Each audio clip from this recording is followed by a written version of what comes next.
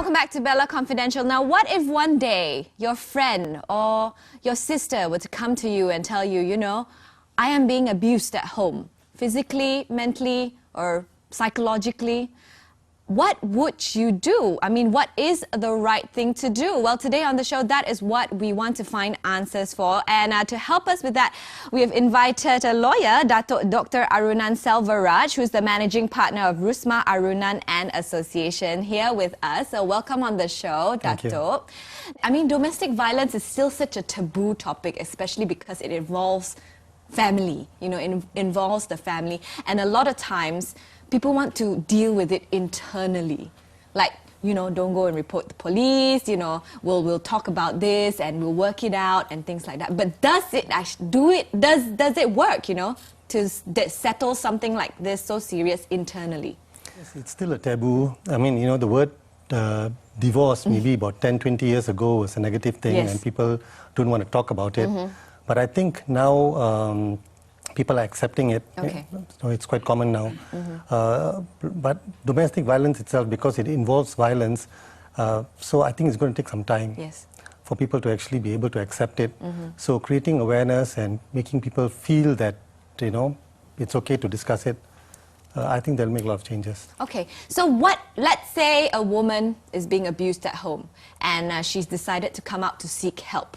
What's the proper procedure, or what is the first step that she should do to get help and get out of this abusive relationship? Okay, I think counseling is very important. Okay. Okay, besides, I mean, counseling is for the person to actually know exactly what transpired and to be able to help the person. But the other thing you have to do is to get a protection order from the court. Okay. But in order to do that, you have to lodge a police report. Okay. And when you lodge a police report, the police will investigate the matter. So while they're investigating the matter, if the abuse is so bad, then what will happen is the court might give them an interim protection order to protect them from being abused. Okay, so the first step is making a police report. Yes, that's right. Would you say? Yes. How about when or should they hire a lawyer to help with the case? You don't have to have a lawyer to, you know, do that. You can actually you can do it on your own. Okay. You can hire a lawyer, or you can go to the welfare department. You can do it on your own? In what sense? You can fight the case on your own? Yes, not fight the case so much. You just have to make a police report. Okay. The police is going to investigate the case. They will bring forward this your problem to the magistrate, and with the evidence which is produced, the magistrate will, on a balance of probability, look at the issue and then will issue a protective order, interim protection order for you. Okay, all right. Now, as a lawyer, I'm sure you've seen a lot of these cases. We always look from the point of view of the victims, but you have seen from both sides of the story, so maybe you can share with us what is the regular occurrence in a domestic violence case from both sides of the story. From the abuser's point of view, I find a lot of these abusers, they have the bullying mentality. Okay, this dominant role they play, the bullying mentality. But this sometimes stems from either they have a inferiority complex. They feel they are, you know, the wife or the spouse is better off than them, so they want to exert this dominance that they have. Or they have a superiority complex, and this could be from, you know, upbringing. They always feel they're the best. They are the best, and they can, you know, say whatever they want, and they can control everything. So there are, in rare cases, there are also cases where alcohol is involved. Yes. Intoxication, where they are under the influence of alcohol. But I think at most times what happens is these abusers are victims themselves. Some point of time, young, you know, at their young age. And these habits manifest at a later age. Yes. So it's difficult for them. I think they need help themselves. Okay. In your opinion, you think there is a weakness in our own Domestic Violence Act? Does it benefit the abuser more, in a sense? To be fair to the legislators in this country, I think they've done a reasonably good job. Of course, you know, the law, there's always some loophole somewhere. But I think Malaysia is, in this region, Malaysia is one of the first countries to come up with the Domestic Violence Act. And I think a lot of amendments were done, you know, initially in 1994. And then 2012, there's been a lot of changes because those days, domestic violence only consists on personal injury. Okay. Okay. Also, only if you have an injury, then it can be considered domestic violence. Now it's also gone to psychological abuse and all that, so it covers quite a bit. Yeah. So to be fair, I think the law is always there, and we can go on changing the law, but like I told you just now, the defensive mechanism, instead of doing that, I think we should also try to see how we can prevent people at a young age, people who've abused, and take them and, you know, counsel them and see whether that can be done. Yes, yes. Now, you were talking about the interim protection order just then. How does this work? And how do you get an interim protection order? When a victim gets this interim protection order, can he or she or they you know, move out, or the perpetrator has to move out of the house, or do they still stay in the same house? No. Because I remember the victim who came on the show to talk to me, she had to stay in the same house with the perpetrator, even when she had the interim protection order, because she couldn't move out. It was not allowed. She wasn't allowed to move out. No, it's not. It really depends on the circumstances of the case, and because sometimes the victims, they say they want to stay in the same house, but they don't want the person to harass him or her. So that's one of the reasons why, because she says she doesn't want to go to AWAM or any other organization. So maybe that's why that's what she chose to do, you see. But you can say you want to move out, or you can say you don't want the perpetrator to be in the same house with you, and the magistrate will make the order accordingly. Most necessary arrangement. How about children? Like when children are involved in the abuse? Yeah, the same thing applies. Can they get interim protection order as well? Yes, it applies to children, people who are incapacitated as well. Okay. Yeah, they can get the order. All right. Now, as a lawyer, do you have the right to say, reject a job if you know that the abuser is guilty?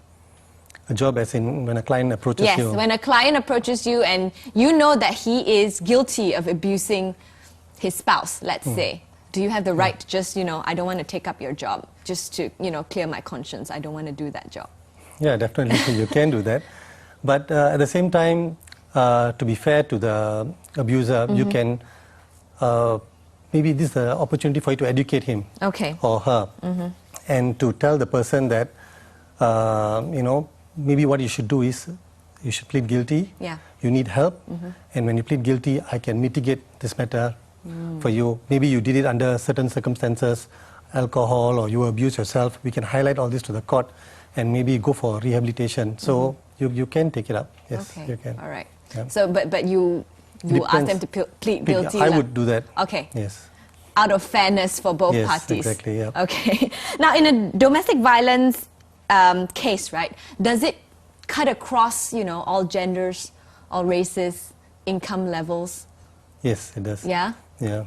And I mean, the clients which I've seen, some of them are really quite well to do, and, you know, all kind of races. So it doesn't really matter, I think. And young and old as well. Exactly. Okay. All right. Well, thank you very much, Dato. We're going to go for a quick break right now. But coming back, we're going to learn about domestic violence from the victims and the female's perspective. So don't go anywhere. Welcome back to Bella Confidential with me, Belinda Chi. We're talking about domestic violence today, and joining Dato Arunan is Lee Wei San, Assistant Program Manager of AWAM, as well as Emily O. Matthias, Head of Services at AWAM. So welcome Hi, on the show, Wei San and Emily. Now, we were talking with Dato earlier on about how victims, what do they have to do, or what are the procedures that they have to go through. Let's say if they're being abused, what do they have to do to get out of this abusive relationship? Do you have any advice there for the victims out there who are still being very silent? I think it's a very scary situation to be in, and sometimes I think when you don't know what to do, you get stuck. So one of the things we would advise people to do is to give us a call. We have a hotline, the Telenita hotline.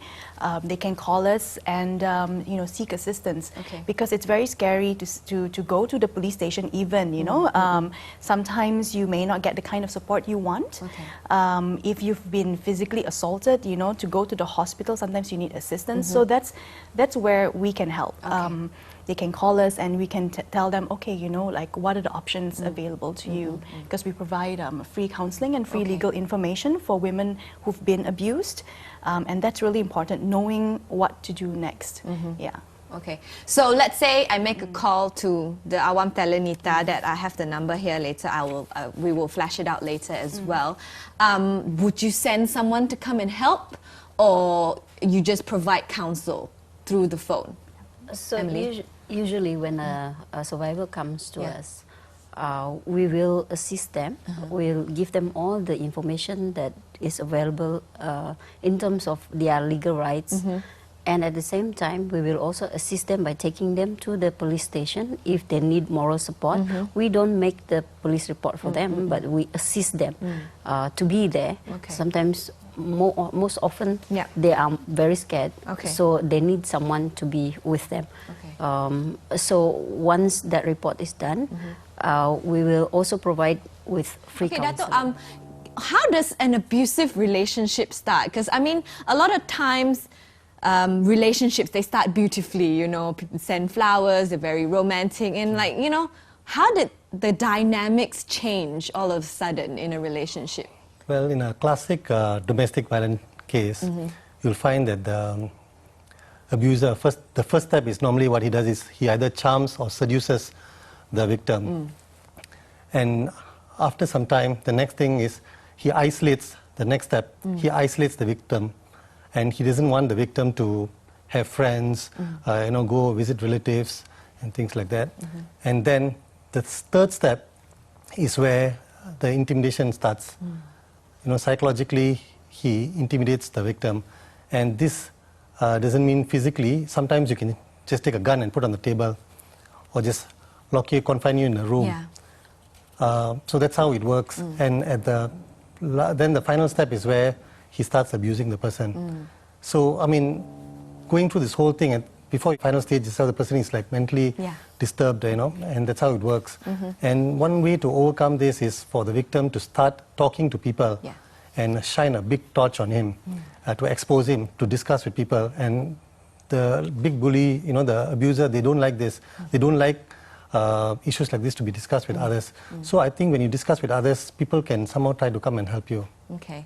Is that what you see often? Like, why is that what justifies why some women stay in an abusive relationship? Because it's this cycle where, like, after they get abused, then their partner will come and apologize and say, I'll never do it again. Is that why, Emily? Do you see? What do you see? What is the pattern with the victims that come to AWAM? Well, I think sometimes the survivors, most of the time they have no choice but to go back to their spouse or in that environment, because they don't find that they have support outside of that situation. That's why it is very important that they actually seek help from friends, their relatives who is able to help them, and also on NGOs, where we will be able to assist them. Okay. Yeah, I mean, it's difficult, especially as Dato has pointed out. Sometimes you are isolated. So if you find that you're isolated and you've lost contact with family members or friends, and you have no one else to turn to, I mean, that's where NGOs can come in to support, because that support to take the first step, that's extremely important. Okay. Yeah. All right. Yes, Sorry, Dato. just to touch, it's also how the public perceives it. Sometimes it's the perception itself. It's like a social stigma. Yes. So when you are from a family of domestic violence, they don't want to discuss with others because the people look at it differently. So that's the other reason. And for example, if your neighbor they have issues of domestic violence, and they invite your son for a birthday party, you think twice. Not because your son is going to be abused, but you don't want him to be in that kind of atmosphere. You see, so people don't tell a lot of other people when they're abused because of this, the fear of the perception of the public. Okay. So this is a case where the husband is very controlling and doesn't allow her family to come over to her house, and they've been married for 15 years. So what should she do? Or there's no mention of abuse or, you know, physical or sexual or any type of abuse, but it's just more of a control. Yep. Yeah. I think it's no harm in talking. I think that's one of the best methods to. You also, you know, you can assess the situation, you know, by talking to him to see what he really feels. And I feel maybe that's where you will find out whether, you know, how he looks at things. Maybe it could be some misunderstanding or his perceptions are totally different. But what is important, I think, is most abusers, they're always in denial. Yes. So you might have that, you know, when you confront them or you tell them, you know, you're controlling, they say, no, I'm not controlling. So it really depends. But I think it's good, it's healthy to have a discussion, to talk, and then from there, you know, what's the next step to take. Yeah. Well, thank you very much to all our guests for being here with us Thank today and sharing with us what we should do. Any last words to any last words to the people out there? What should they do if they are faced, you know, with a case of domestic violence? They're not directly involved, but they're an outsider looking in. What should they do? Well, if you can, see how you can assist that person, because apathy is one of the ways in which violence goes unchecked. And so if there's something you can do, do it. But of course, you need to assess the situation. We're not saying jump into every situation, because you also have to think about whether you might make the situation worse or whether you might bring some harm upon yourself. So, but what we are saying is that, you know, you can speak up, call someone, see if you can do something to assist. Okay. Emily? Yeah, violence is never the answer to everything. Yeah. How about you, Dato?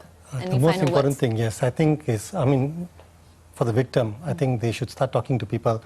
Not necessarily you have to go to an organization and talk to them, but even to family members or someone else. So, you know, someone is there to help you. Maybe they can go and relate this or check whether it's abuse. Yeah, I mean, as a society, we have to truly stand up for those who have lost their voice, because, I mean, if we were put in that situation, we would want someone to help us as well. Sorry, one last thing. Yes, Dato. The Domestic Violence Act also protects people. Let's say you see someone in a situation like that, you can always make a complaint or inform the respective bodies or the police. You're protected by, the Act protects you. Oh, the observer as well. Exactly. So you can't be sued for defamation or anything like that. Okay, all right. Well, thank you so much to all our guests today for helping us understand more about how to deal with domestic violence cases. We're going to go for a quick break, but coming back, a little bit of entertainment news for you, so don't go anywhere.